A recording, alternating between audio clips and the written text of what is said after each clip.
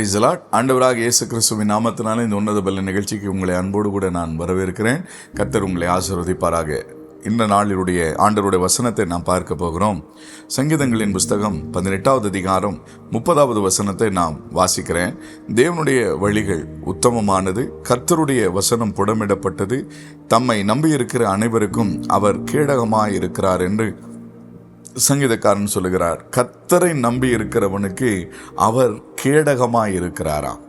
என் அன்புக்குரியவர்களை, எவ்வளவு நல்ல ஒரு தெய்வம் பாருங்களேன். நீங்கள் எந்த ஒரு மனுஷன் ஆண்டவர் தான் எனக்கு எல்லாமேன்னு சொல்லி நம்பிக்கையோடு வரும் பொழுது நமக்கு முன்னாடி அவரே நிற்பார்.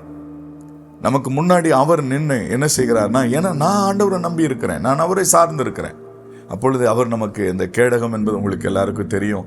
எதிரிகள் நமக்கு விரோதமாய் தாக்குதல் நடத்தும் பொழுது அதை முன்பாக அதை வைக்கும் பொழுது அந்த தாக்குதலிலிருந்து தப்பித்து கொள்ள முடியும். அதற்காக தான், அதற்கு பெயர் தான் கேடகம்.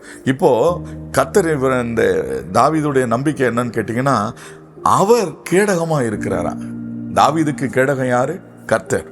இதே போல இன்னொரு அனுபவத்தை நான் உங்களுக்கு சொல்லுவேனே. ஆனால் ஆபிரகாமுக்கு கர்த்தர் ஒரு வாக்குத்தத்தம் சொன்னார் பாருங்க.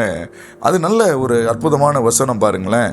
ஆதியாகமத்தின் புஸ்தகம் 15வது அதிகாரம் 1 வசனத்தில் இந்த காரியங்கள் நடந்த பின்பு கர்த்தருடைய வார்த்தை ஆபிரகாமுக்கு தரிசனத்தில் உண்டாகி, அவர், ஆபிரகாமே நீ பயப்படாதே, நான் உனக்கு கேடகம், உனக்கு மகா பெரிய பலனுமாய் இருக்கிறேன் என்றா.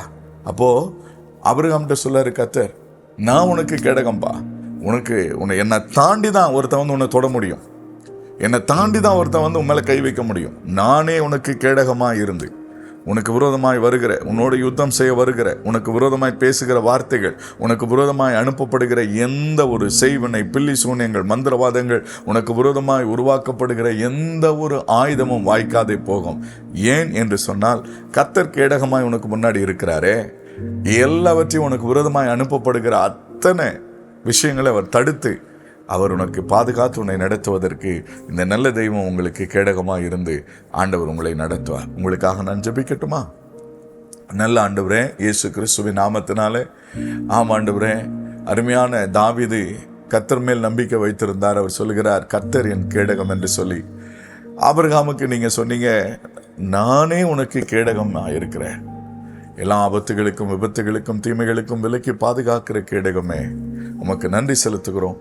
பிள்ளைகளை பாதுகாத்துக் கொள்ளுங்க. உங்கள் மேலே நம்பிக்கை வச்சிருக்கிற முடிய பிள்ளைகளை நீங்களே காப்பாற்ற வேண்டும் என்று சொல்லி, அவர்களுக்கு விரோதமாய் உருவாக்கப்படுகிற எந்த ஒரு ஆயுதம் வாய்க்காதே போகட்டும் என்று சொல்லி இயேசுவின் நாமத்தில் ஜெபித்து ஆசீர்வதிக்கிற நல்ல பிதாவே, ஆமேன். கர்த்தர் உங்களை ஆசீர்வதிப்பாராக. ஆமேன்.